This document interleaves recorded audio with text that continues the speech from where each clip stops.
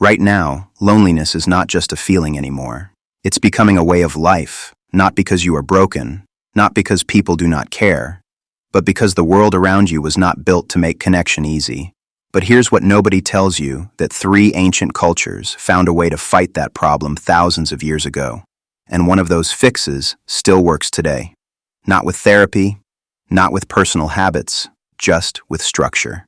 Stay with me for a few minutes, because by the end, you will understand why loneliness is becoming so common, how ancient humans prevented it by design, and the one thing you can do this week that science says actually works.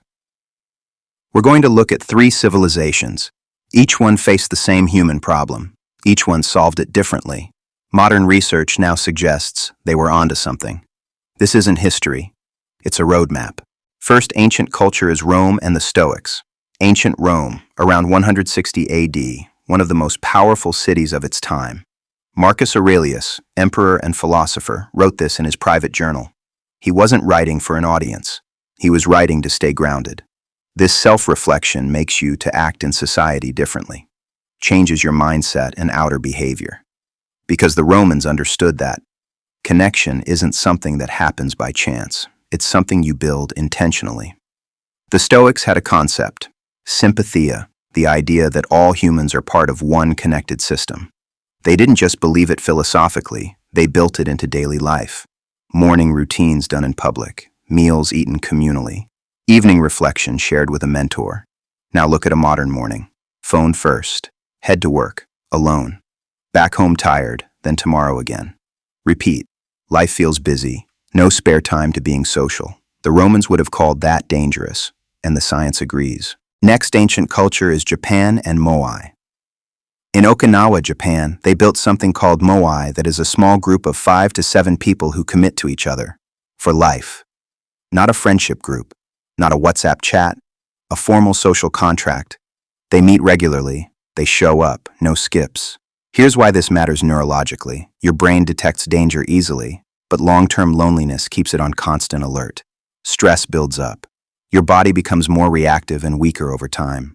The Okinawans didn't know about that, but their Moai system switched off that alert by committing to this system.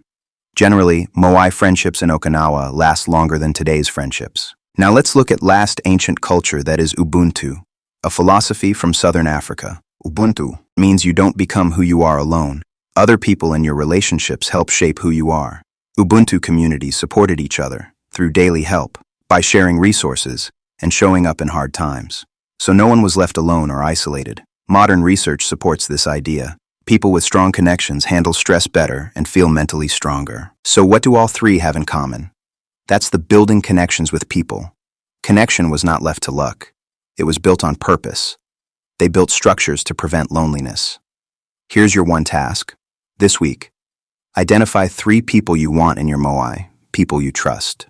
Schedule a weekly coffee with them you actually care about, or a Sunday walk, same time, same person, every week without phone distractions, or maybe do a fixed call every Friday. Even if it's just 5 minutes. Even if nothing special happened. That's it. That's how every ancient community started, not with a feeling, with an intentional connection.